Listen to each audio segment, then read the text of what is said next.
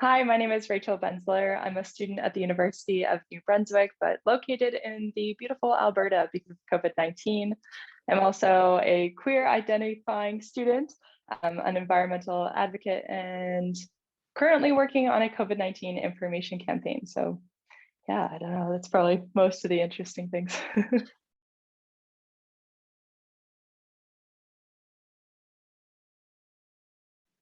So I was born in Calgary, but my parents were a part of an evangelical church that was very focused on missions work. And so in 2008, we became missionaries and, well, actually 2007 technically, and moved to Peru for a brief amount of time, then came home, and then we moved out there full time for about a year.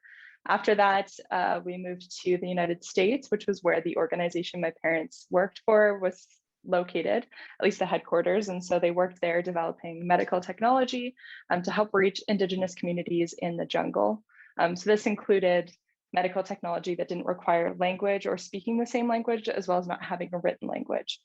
Then we moved back home to Alberta. And from there, I've pretty much stayed here besides for university, where I moved to New Brunswick.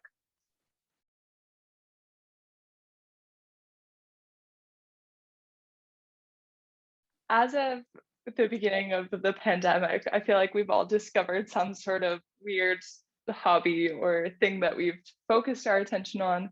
And I found that rock climbing is like my new big hobby. I had never really rock climbed since I was probably like a kid, and never tried bouldering, which is basically shorter walls with no ropes, and you essentially just fall off and hit a mat, or hopefully you jump off. But more often than not, I'm falling. And I picked that up after the first lockdown here in Alberta. And we've been in and out of lockdown a lot more than in New Brunswick. So that's been kind of a weird hobby to maintain, because you lose your strength and then hop back on. So thankfully, it's been a bit more normal here recently. So I'm quite excited to be back on the wall.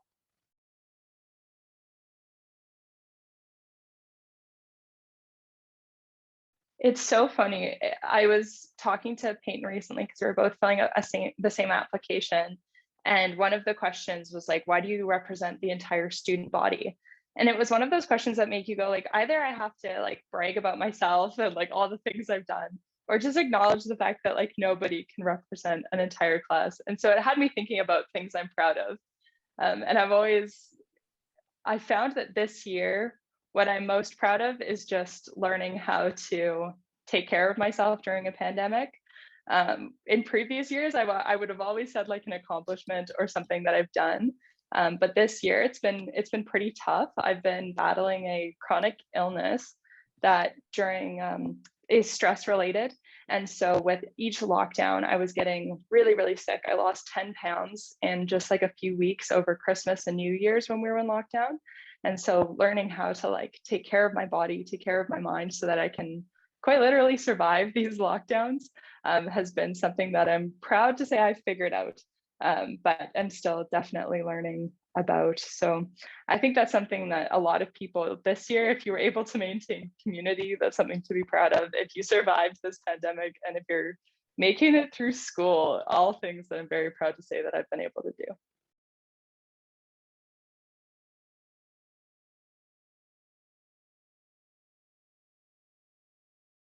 That's a great question. So during this pandemic, figuring out how to take care of myself took some time to figure out. And one of the most impactful self-care behaviors that I have picked up was from a YouTube video. And this girl basically found the morning routines of all these multimillionaires and billionaires like Bill Gates and Mark Zuckerberg and all those guys. And found them, turned them into a schedule, and then tried each morning routine, like a different one each day for a week. And I thought it was so interesting because some of them were like wake up at 5 a.m. and it was had every step broken down, like brush your teeth, drink water, take your vitamins, exercise for 2 minutes. Like it was fully broken down. And I thought that was so interesting. So I started doing it. I created my own version of a morning routine, and I vary in my commitment to this, because it's a wake up at 5 a.m. and it's 2 hours long of like basically a structured step-by-step of waking myself up. It includes everything from like a cold shower to like 2 minutes of working out to reading a book for 30 minutes.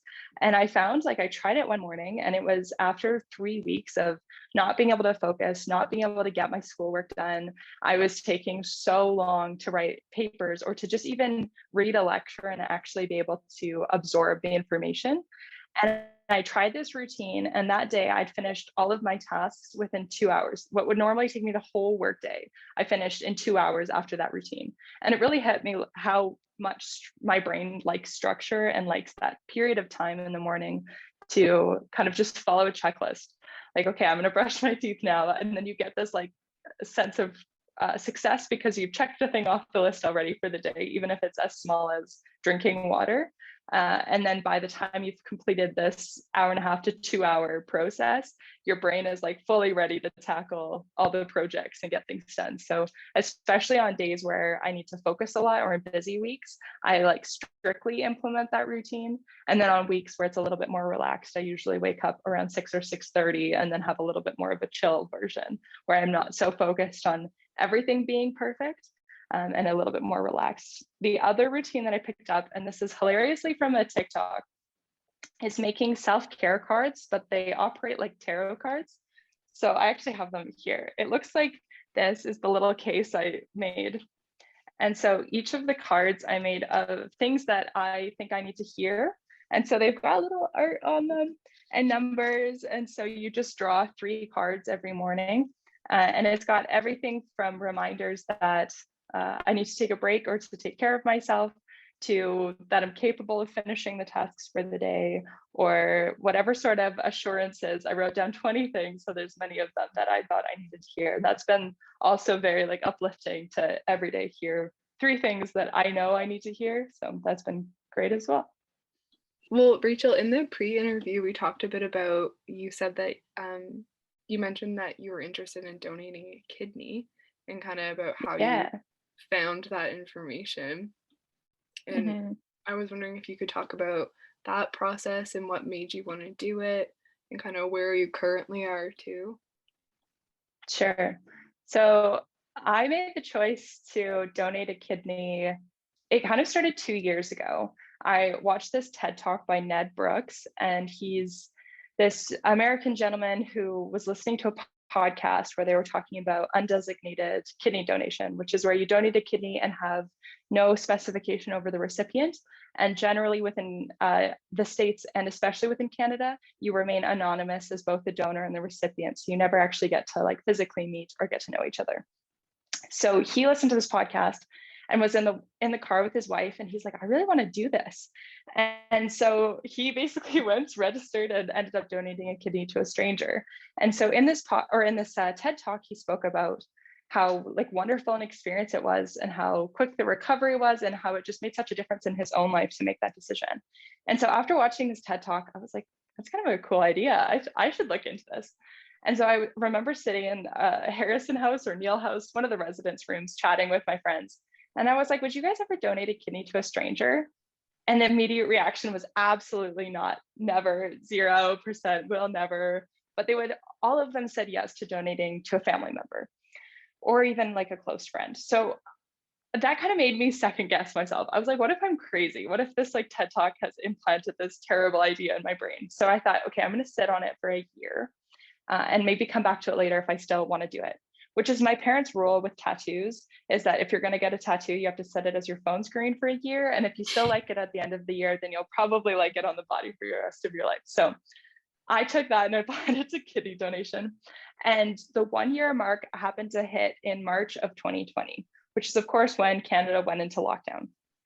So suddenly, for probably the first time in my life, I was stuck doing nothing for, at that point, we had no idea how long it was going to be. And so when it started to seem like this pandemic thing was going to be around for a while, I thought, well, why not look into kidney donation? So I called up the donor center. It turns out I called the deceased donor center. So they directed me to the living donor center and said that I could register to donate my organs when I die, but it seemed like I was lucky to do it now. So I called up the living donor, and the first step is they just send you a package. So it's like a solid, very thick package, and you fill out your medical history, you look into kidney donation and what it means. And now it's like over a year later, and I've completed all of the testing. I've gone through this whole process, and I will actually be donating hopefully in the next month. The surgery date is just being confirmed for sometime in May. But the kind of underlying motivation for donating a kidney has been a bit of a longer story. Without going too much into depth, in the last 5 years, I've lost 3 of my friends. All 3 were 17 and 2 died in an accident at COP, which is the ski park in Calgary. And then one of them died when I was in my first year of university from cancer. And so losing these 3 friends, like who I considered to be family, really shaped my understanding of what life meant and the value of life, and the fact that I could be gone at literally any point. And if I was going to be here as a human on this earth, I was going to make sure to bring good and to bring light into the world, whatever that meant. And so I think that that loss left me with an understanding that I could make an impact in the world, because these 3 individuals had had such a massive impact on my life. And they were all 3 like those people who are you think are going to be prime minister, or just going to be those really important people. And so to lose those people who you've spent like their lives almost imagining them as these super important people, it's pretty traumatic to lose them, especially in the way that the first 2 died. So that left me with an understanding of life as futile almost, and useless unless you use it for good. So when this idea got in my head that I could donate a kidney, I had this immediate sense that it was going to someone young, and that it was going to someone like them. And it was like this weird like confidence that I almost already knew my recipient. And I absolutely wouldn't hesitate if my friend Ismail, who died from cancer, had needed a kidney. I wouldn't have even thought twice. I would have donated it. Unfortunately, his cancer had progressed too far, and that wasn't ever an option for treatment. And so I think it almost made me realize, like, there's someone else's Ismail out there who's dying of cancer or dying of something, and they're on dialysis, and I can make a difference in their life. And so I registered, and I actually found out last week that the only thing I'm allowed to know about my donor is that they're a child or a minor. And so that almost reassured this like last year of me believing that I knew this person was going to be young. And part of that is because I'm also young, and I'm an undesignated donor, and my kidneys are like weirdly really good kidneys. I have more than double the normal kidney function and a 50-50 split. And so what that means is my kidneys carry equal weight of the role that your kidneys play in the body. And so normally when they donate a kidney, the recipient gets essentially the lower functioning of the 2 kidneys. So for example, if I had a 60-40 split, they would leave the 60% functioning kidney. It would grow after surgery to compensate up to 100%. And then the other kidney would go to the recipient. In this case, with a 50-50 split, we both get left with a fully functioning kidney, and in fact, a weirdly above average functioning kidney. So even if they tested my blood work and my urine directly after surgery, it actually had like a seemingly normal body on paper, which is kind of wild to me. So that was also reassuring, knowing my body is very well equipped to donate a kidney, that my brain is very well equipped to donate a kidney. And I had to go through a few psych evals so they could be confident I wasn't crazy in making this decision. So yeah, here we are today. I have my cross match, which is where they essentially take your blood and mix it together on Tuesday. And that's just because there's some weird factors that we can't predict that cause bodies to reject organs and blood. And so they want to check to make sure that the recipient doesn't reject my blood. So that is where we are at in the process now. And hopefully in a couple of months, I'll be recovered and living a normal life, just minus 1 kidney.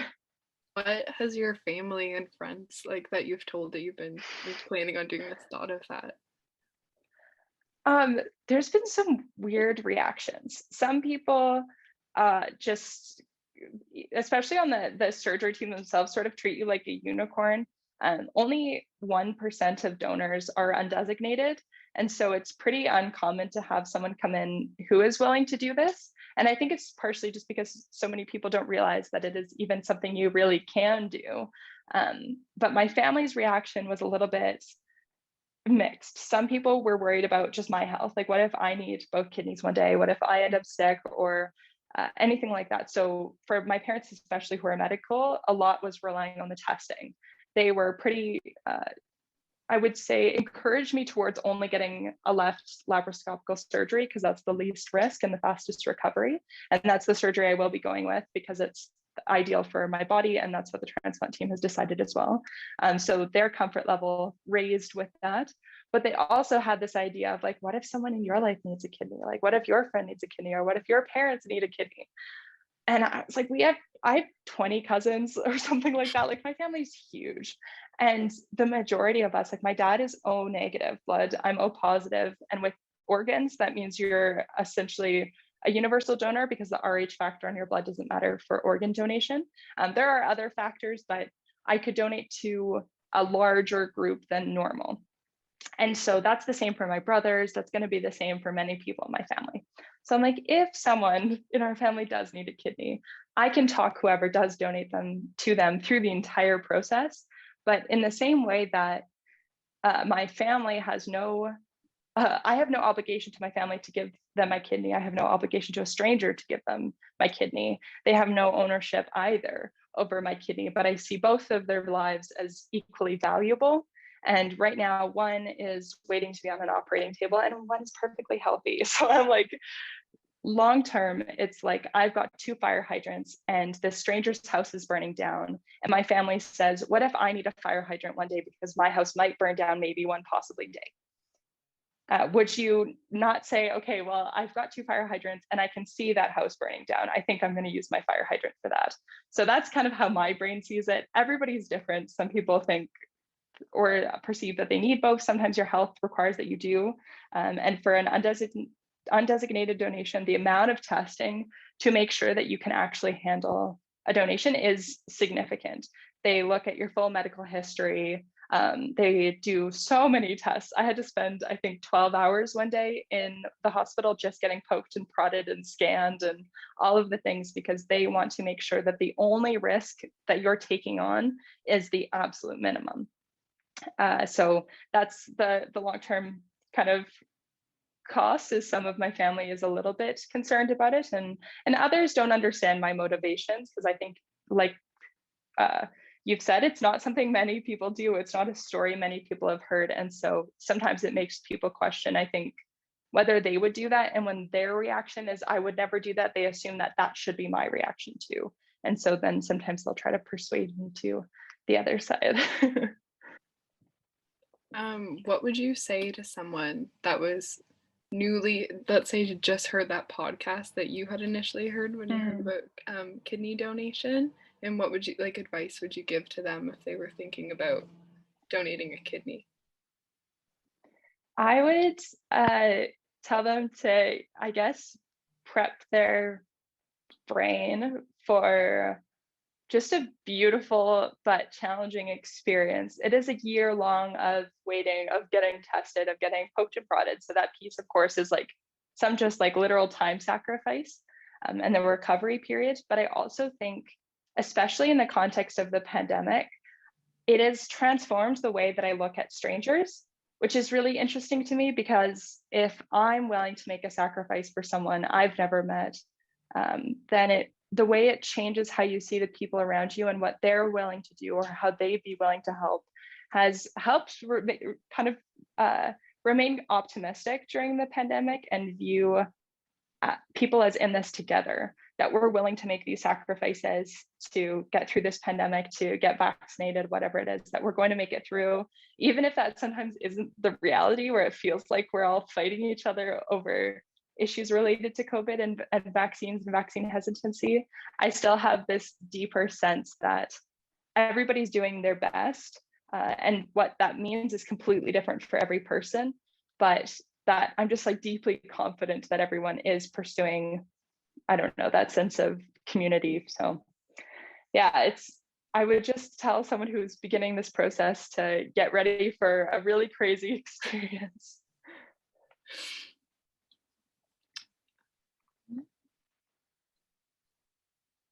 It's kind of funny with the testing that you have to do because the psych evaluation. They usually have a psych evaluation from a social worker if you're donating to someone you know. And this is to assure that you're not doing it out of any sense of pressure, that you're not getting paid, and that there's no like force involved in you donating a kidney. When you donate undesignated, you have to get an additional psych evaluation to make sure that they believe that you can do it and that you're doing it for the right reasons. And so it was kind of funny approaching those conversations because I was almost worried. I was like, what if they think like I've been through too much to donate this? What if they think I'm not right for this? What if I'm like mentally not the right person for this? And I've spent the last 8 months getting my body tested, but is my mind ready for this? And so it was really reassuring to have to talk through some really difficult things and talk through mental health history and the mental health future that comes from donating a kidney, and really come to terms with like, if I'm capable to do this, and being asked that was quite interesting. And I just really appreciated how Canada treats their donors. They, in every single appointment I've gone to, I've been told I'm in the driver's seat, that I can stop at any point, that until I'm under anesthetic, I'm allowed to change my decision. Like there's so much that they assure you of, that you never feel like it's out of control. You always feel like it's your body and that it's your choice, which I really appreciated.